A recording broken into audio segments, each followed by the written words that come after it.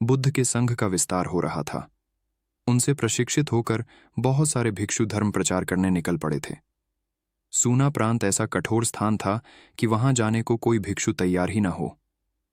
एक दिन उनके शिष्य पूर्ण ने निवेदन किया कि वह धर्म प्रचार के लिए सूना प्रांत जाने की अनुमति चाहता है।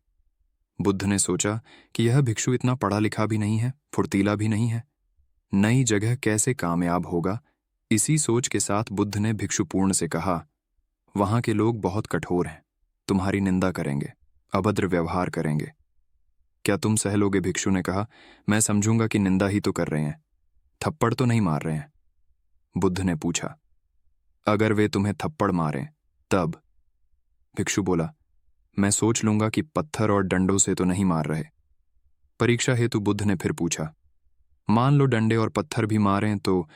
भिक्षु ने कहा, फिर मानूंगा कि मुझे कम से कम तीर तलवार से तो नहीं मार रहे हैं।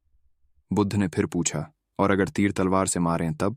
भिक्षु बोला, मुझे घायल ही तो कर रहे हैं, जान से तो नहीं मार रहे।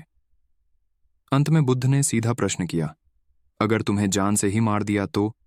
तब भिक्षु नतमस्तक होकर बोला, हे तथागत, मरने से पूर्व मैं उनका उपकार मानूंगा, क्योंकि आपके पास रहकर मैंने इतना तो जाना ही है कि यह संसार दुख है, शरीर रोगों का घर है, और मुझे इससे क्षुब्धा कर वे मेरा उपकार ही कर रहे हैं। बुद्ध जान गए कि यह भिक्षु असीम धैर्य का धनी है, क्रोध का शिकार नहीं होगा।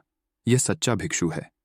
भिक्षु के लिए कड़वे वचनों को सुनना और प्रहारों को सहना सबसे बड़ी तपस्या है।